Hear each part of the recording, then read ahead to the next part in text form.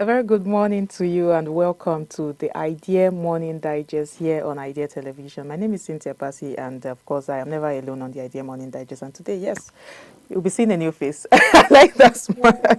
Indeed, good morning, Cynthia. How are Morning. you? I'm good. I'm I'm good. happy and elated to be here this morning with you Okay. on the show, Mm-hmm. and I can't wait to see what we have for our viewers this Mm-hmm. morning as Mm-hmm. we go through the usual. Exactly, the usual. I like that, the usual. Even if I cannot tell what this weather is this morning. But Did then you experience it last night as well? I'm sure it many was almost as if rain Nigerians. wanted to fall. Yes. It was going to rain, and Mm-hmm. then I don't know.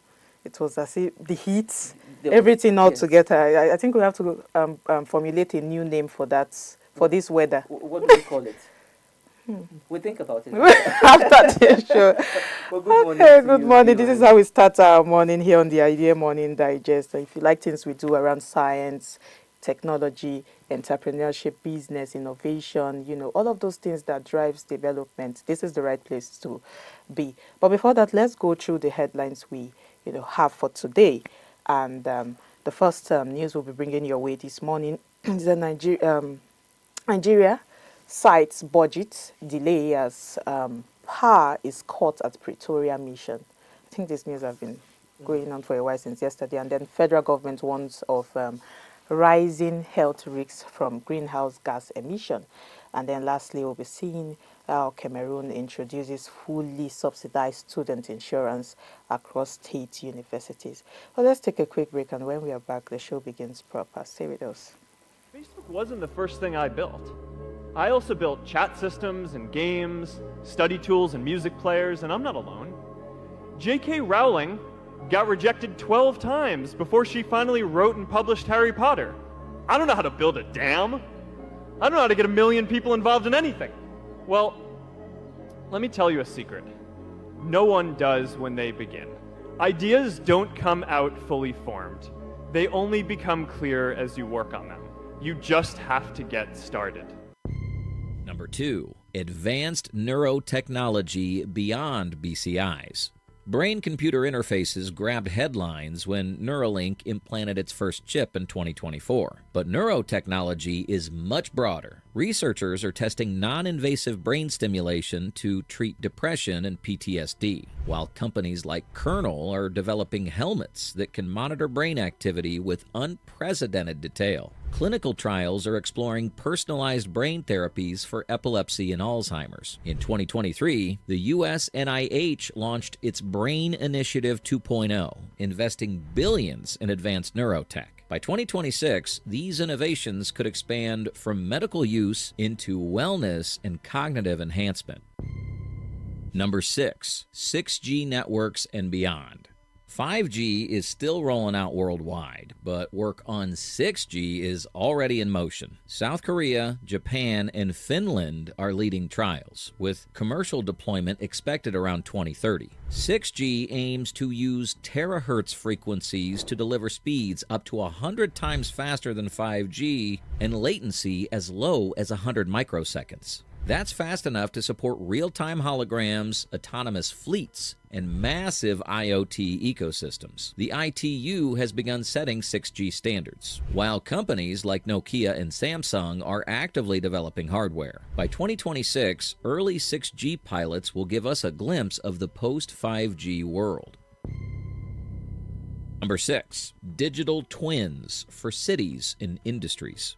Digital twins, real-time virtual replicas of physical systems, are expanding fast. Singapore has already built a national digital twin to simulate urban planning, monitor traffic, and manage energy use. In manufacturing, companies like Siemens and GE use digital twins to model factories and machines, cutting downtime and improving efficiency. During the 2020 Tokyo Olympics, organizers tested digital twin technology to manage crowd flow and logistics. Analysts at Deloitte predict that by 2026, nearly 70% of large industrial companies will use digital twins in some form, making them a core part of operations.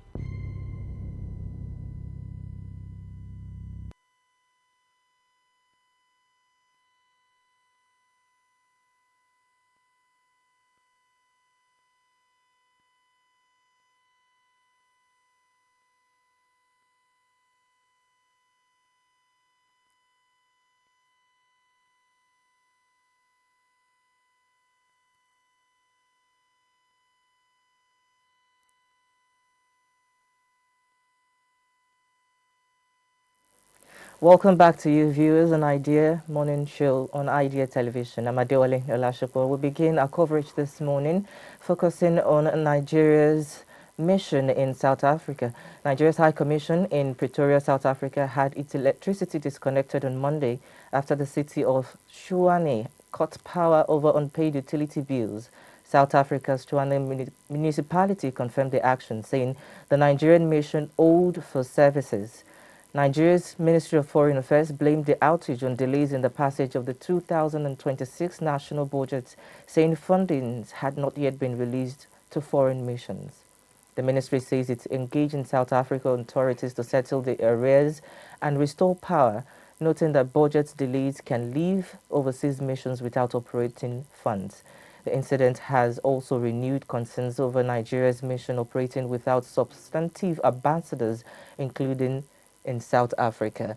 So this news broke yesterday, and the conversation has continued to trail the incident in South Africa. And many people are asking the question, the critical question, why will the Nigeria's High Commission, the embassy as we know it in South Africa, without power? This is the major problem that we have in Nigeria. How can we transfer our Nigeria problem down to what is happening in South Africa as well? But that beyond the conversation alone, I think it begs critical thinking about the funding of the 2026 budget that has been delayed so far. And if that has been delayed, then it begs another question to ask: were there no contingency provisions to ensure that emergencies such as this are catered for? A high commission in South Africa, or an embassy anywhere in the world, is an institution that is supposed to cater for Nigeria's well-being in that country. These are Nigerians residing in South Africa. They need to be able to go to the embassy and have access to the services that the embassy is supposed to protect them, information, processing of the renewal of passports, or whatever the responsibility that an embassy is supposed to be able to provide. But without adequate electricity, we don't know. There hasn't been any report, perhaps they're surviving on solar or generator or what have you. But the question begs the answer about why this has happened and why there wasn't any contingency plan to ensure that such would not delay operations and services that are supposed to be rendered to Nigerians and even to citizens in South Africa, to ensure that they have adequate information, they have all the necessary resources to manage the activities that needs to go on in South Africa. I'm wondering what you think about that. I mean, you started really well because, first of all, Nigeria's problem, like I always say, it's, it demands a deep sigh, first of all. So let me take that deep sigh first before I say that. I just feel like, what worries me the most here is how routine this has, become. Because Nigeria is Africa's largest economy, like we claim. And most times we tend to compare Nigeria with South Africa's diplomatic system, and when we look at cases like this, is nowhere close. So what comes to my mind here is it's not even about light switching off in Pretoria.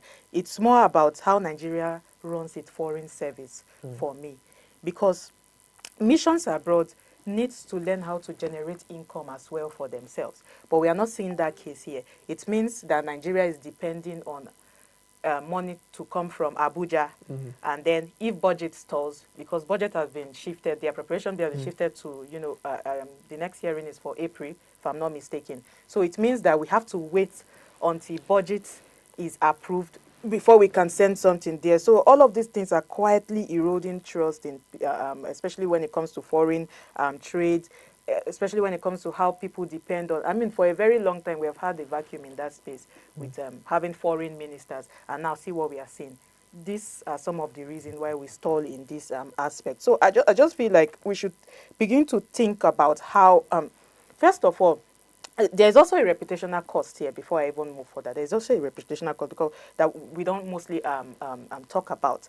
The High Commission without electricity is not just uncomfortable to me. It weakens Nigeria's bilateral engagement. It weakens trade discussions. It weakens consular protection and a whole lot of things here. So there's also like I was going to say, there's also an ambassador issue. That vacuum we have just tried Exactly. to, you know, fix at this point in time. So running key missions without substantive ambassadors, without people who are going to be put in place, you know, creates that vacuum. Not just that vacuum in the space that there are no ambassadors, but everything in general. So when we see cases like I always, Nigeria's problem is always very embarrassing to me.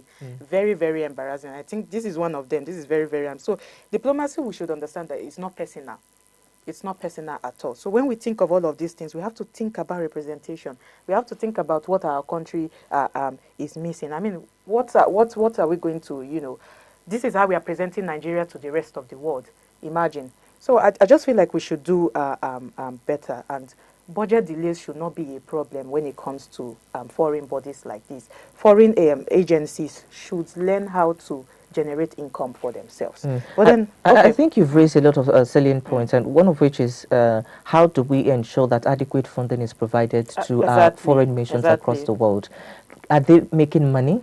They're not a money-making venture there. we understand that. But there's fees that are supposed to be paid for processing visa, for all those kind of responsibilities that they're supposed to carry out. So how are they able to appropriate those funds that are coming in? How much is going into what? How much is left behind? And what exactly is being used or done with the funds that they've been able to raise? And also another thing that we need to talk about, you mentioned that how embarrassing it is for Nigeria. It's very embarrassing. I think the culture that we have in Nigeria, where we just take things as they come, or we just take things as they go without any plan or contingency plans, I should say, to mitigate such challenges when they arise. For instance, there was a time in Lagos where electricity, the distribution company had to go to a military base to cut the power there, and they had to go back and forth with the military. They were fighting, they invaded the office of the distribution company, and I'm thinking, if they cannot pay, there was a time even Aso Rock was owing the distribution company in Abuja for money. It's becoming a pattern. So if you know that you can do that in Nigeria while you can still retain power, and nobody's going to cut off your power because you are part of the government, you can't do that in a foreign country. Your power is going to be cut. So you can't take your behavior from Nigeria, the behavior that we've been criticizing in the country, and export it to another country. Nobody's going to listen to you there. They will cut it off, and that is what we've witnessed the here. The thing is that we never ever have problem of funding elections. Securing votes, all of these things. So we're talking about elections. We've never had any problem in funding a National Assembly, buying cars for them, their wardrobe allowance, all of the allowances that they get. When it comes to salaries for politicians and political appointees, none of that has been affected. But when it comes to things that are beneficial to ordinary Nigerians, that is when we have problems such as this. Was yesterday we were having the conversation on this program about the lady who died as of a result of a snake bite, when there was no adequate resources provided. Even, I mean, the stories are changing. We're getting a lot of reports that, she was admitted, she was given the antivenom and everything, but she had to move from one hospital to another. There's no emergency call line that you can call. Government is continuum, and that is the essence that we need to impose. If we cannot imbibe, perhaps we need to impose it on Nigerians and our citizens and our representatives, even abroad and even at home as well, that government is continuum. You can't wait. For instance, there was a time in Lagos where they were saying, oh, we've cleared this area. Why are people going back to throw deaths there? I mean, it's continuum. It's a daily occurrence. You have to continue to go there to ensure that that place is neat. So for the mission in South Africa, we need to ensure that all of our missions, you talked about the ambassadorial delay. Why would it take so long that Nigerians don't have ambassadors or high commission all over the country? Was after we were designated country as of particular concern, and we were designated a disgraced country. Is this not a disgraceful experience? I mean, this is one of it. But then we have to move to the next story. Nigeria's issue.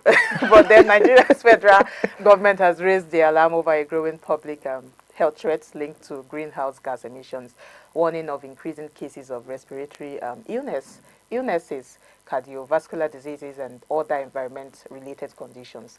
The warning was issued on Monday in Abuja by Minister of Environment Balarabe Lawal at a stakeholders meeting on environmental health risks. Speaking through the ministry's permanent secretary Mahmoud Kambari, the minister said evidence from environmental surveillance and health data shows disease levels are rising faster than the health system can cope. He described the situation as no longer just an environmental issue but a public health emergency with higher medical costs for families, reduced productivity and wider impacts on national development. And in response, the government has launched the National Emergency Response Initiative to address the health impacts of greenhouse gas emissions. The plan includes nationwide environmental health surveillance, stronger regulation, cleaner energy use, low emission transport and public awareness campaigns, with authorities warning that the cost of inaction would be far greater than the cost of urgent intervention. I mean, we've been talking about climate issues, environmental issues. I mean, we started off talking about it when we, welcomed, when we started the show. We're talking about the weather, how confusing it is. I mean, we have not given it a name yet, but then we will think of one. But I just feel like what the government is finally saying out loud is something that doctors and, public health workers have known for years, and they have been sounding it to our ears and trying to create this awareness that environmental damage is quietly filling our hospitals. We have so many environmental issues, and this is not an abstract climate debate anymore. It's something that is close to us. It's on this show I always say that I think the climate issue, it has brought a debate, because some people are on this side now when it comes to climate talks, and some people are on the other side. Some people believe it's a facade. Some people believe there are climate issues. Climate issues is real at this point in time, but we have to understand that it is real, because in cities like Lagos, Onitsha, I'm naming populated cities, Port Harcourt, when you have Aba, all of these things. Poor air quality is already shortening lives, whether we like it or not. Yesterday, I was sharing with you people before we came on set that I was struggling to breathe in the night. I was wondering where that is coming from. I had to open all the windows. I had to even sleep, put my head and my nose close to the window. Maybe there's something wrong. I was trying to test my, So I think, like, the World Health Organization estimates that population contributes roughly, if I'm not mistaken, up to like 114,000 premature deaths annually in Nigeria. So you can see what that is causing. You can see what environmental hazards can cause to our health, can cause to our livelihood. So that number alone should end the argument that climate issue is a future problem. It's a problem now, and it's going to be a future problem if we do not learn how to solve it now. So what makes this particularly dangerous is how it intersects with poverty as well. Because like our health is wealth, like they say it. So it's not a cliche at this, because people will feel like, oh, we have heard that so many times. But health is wealth. Anything that affects your health affects your livelihood. You cannot move today, you can't do anything, you can't eat, you can't walk. So we have to understand that most Nigerians don't have health insurance. We've talked about health insurance before on the show. Do people even understand insurance, first of all? So most Nigerians do not have health insurance. I mean, it was earlier, sometimes in 2025, they were trying to revive NHIS. I think they changed it to NHIS something. They added, or is it double I added to it? I don't know, but they changed NHIS. I mean, saying it's more advanced now. It's more digitalized, so a lot of people can register for the NHIS. So going back to what we're saying, when population triggered all of these health issues, asthma,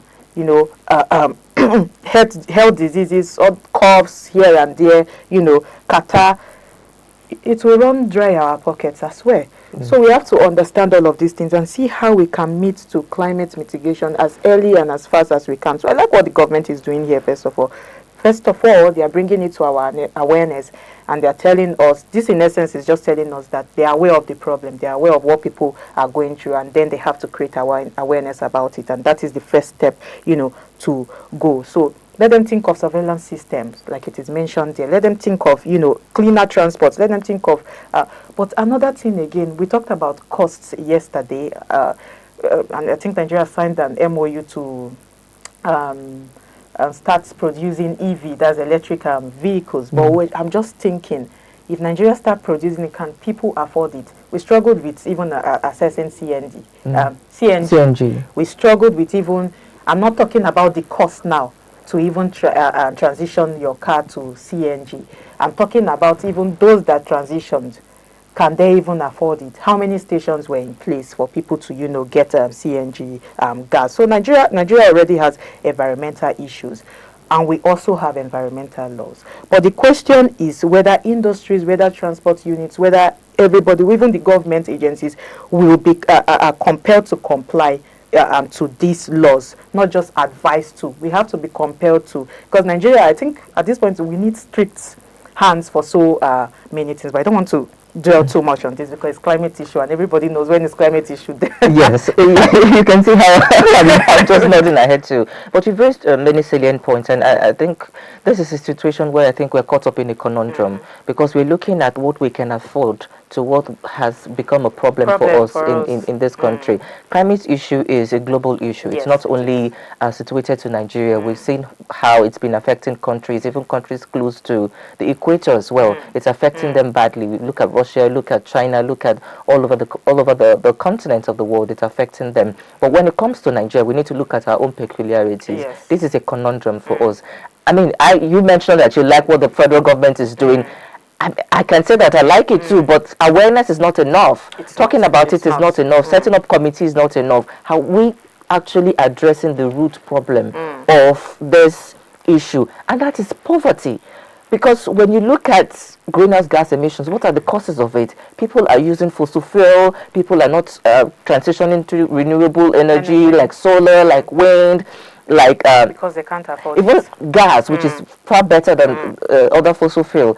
People cannot, the affordability is not something that is suitable for people to be able to ensure that they can migrate from one use of fossil fuel to another cleaner energy. So when we're highly dependent on fossil fuel in Nigeria, even firewood, use of firewood, there was a research that was carried out, I think 2 or 3 years ago by Action Aid Nigeria, and they realized that when they assembled a lot of young women, older women together, farmers, community women, and they provided them with resources, with things that could actually help them to stop using fossil fuel, firewood or charcoal or whatever it is that they use. They realize that the sustainability is not there for them. You can provide something for a day, but how do you ensure the consistency of it over time? So when we have this issue of poverty, the generated power in Nigeria, we are not even transmitting as much as we generate, let alone coverage of the entire country. Every now and then you hear the national grid has collapsed. So how do you expect people not to go out when they cannot afford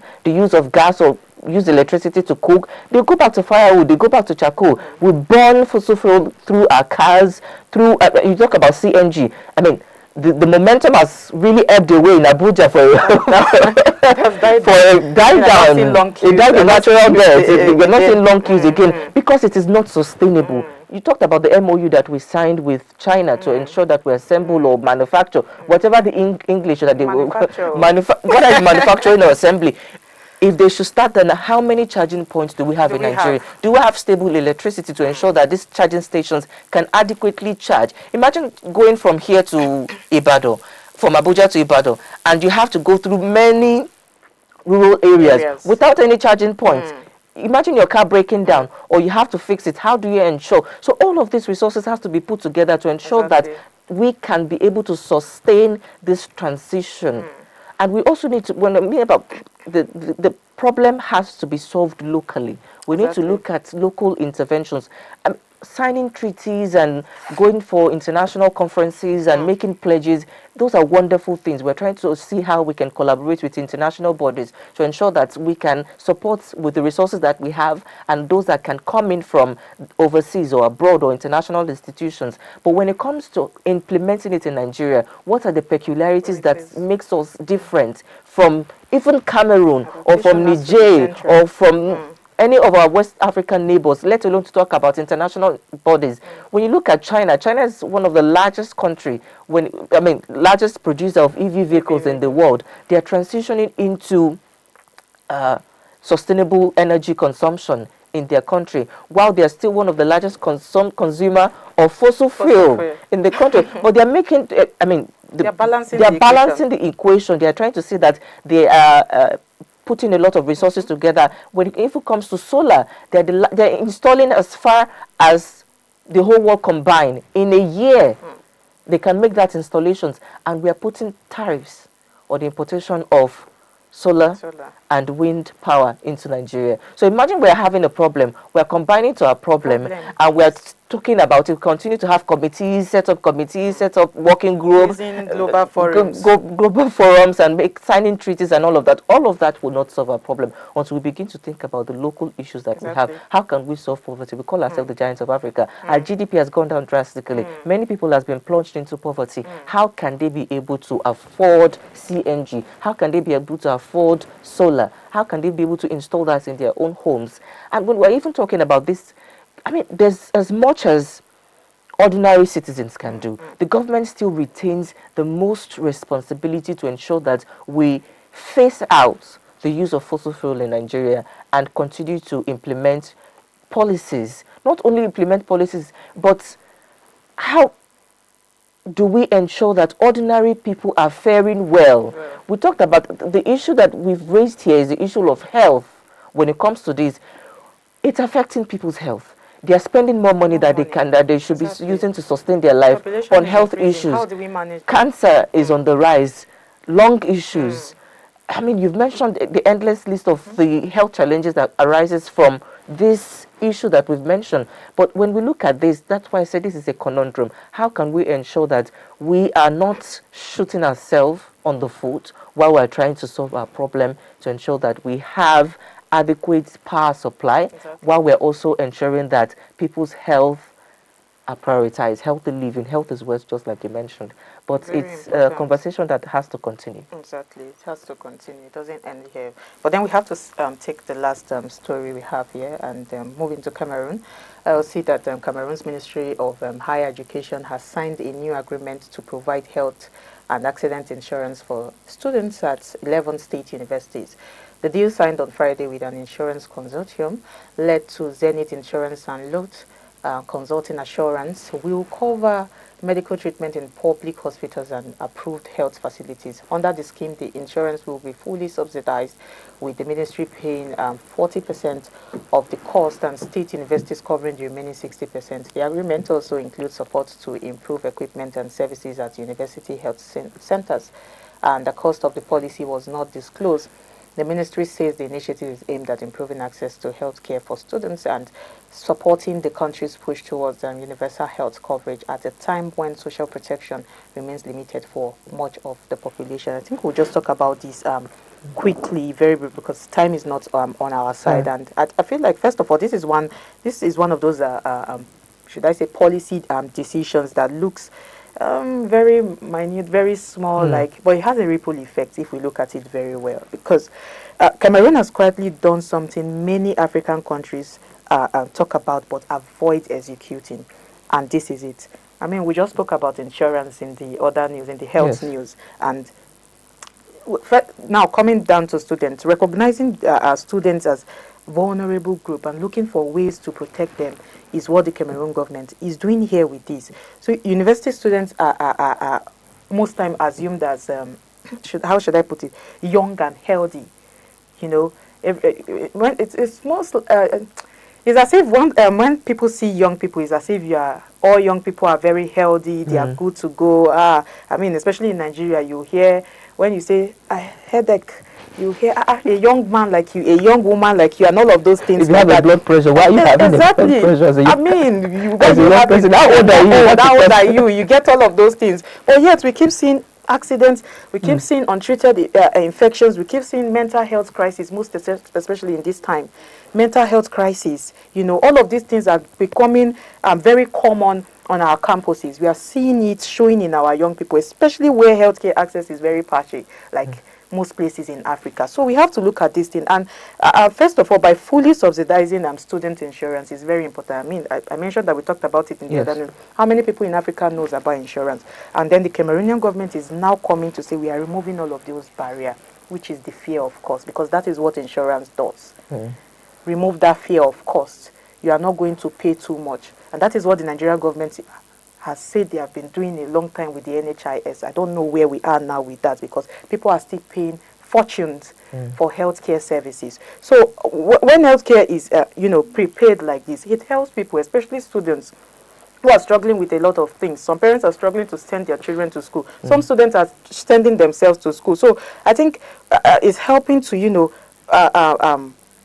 reduce responsibilities on students and still cater for people's health. Like I said, I don't want to talk very much on this, but let's just have a few cents from you, Wale. Exactly. Just to add to the points that you've made, that the health insurance schemes are very vital, and young people, illnesses that we get to see or appear in the older age are actually things that start early on while people are young, but when they don't have access to go to those institutions where they can get checked because of the fear of cost and all of the responsibilities that comes with it.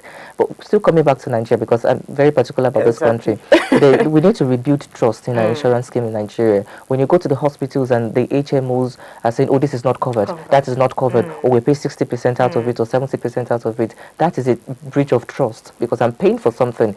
I remember when I was at the youth service, they said health insurance is covered for all Nigerian core members. And I went there to the hospital and I'm told this is not covered, that is not covered, or you have to pay half of the payment for your drugs, which is supposed to be 100% free. So we need to rebuild trust in our systems to ensure that young people are encouraged to go to the hospitals, to get checked, to get tested for all of the illnesses that can actually affect them in the long run. But we won't dwell too much on it because we need to move on to the next segment. One question that even came segment. to my mind when you were talking is even about sustainability. Because, yes, I know people are going to ask, so how sustainable is it? We don't, subsidies needs funding. Subsidies needs, public hospitals to be equipped and all of those things. How long can we carry on? But I think that's a salient question. And that's why I mentioned that I'm not so much of a fan of signing memorandum of understandings and all of that. But it's the implementation process. What are those plans that you've planned out for the next 5 years, 10 years? What are those issues that you think might arise within those years, and how can you be able to solve those challenges? Challenges will occur, things will happen. We might still have another global pandemic, God forbid. But how can we ensure that we are prepared for those situations that might come? We are humans. We don't know what will happen when we go out of the studio. So we can't always project things into the future that things will always go well. We need to be prepared for anything that comes ahead. Is key here. But then that's the much we can take for the news review segment. Let's run you through the news we brought your way. And we brought you news that Nigeria's CITES budget delay as per is caught at Pretoria mission. Federal government warns of rising health risks from greenhouse gas emissions. And then lastly, you saw that Cameroon introduces fully subsidized student insurance across state universities. But then we have to go on this break because we'll be having a guest who is going to be talking about something very, very crucial, something that pertains to youth, to employment, to work safety. I just want you to stay tuned and don't go nowhere. We'll be right back.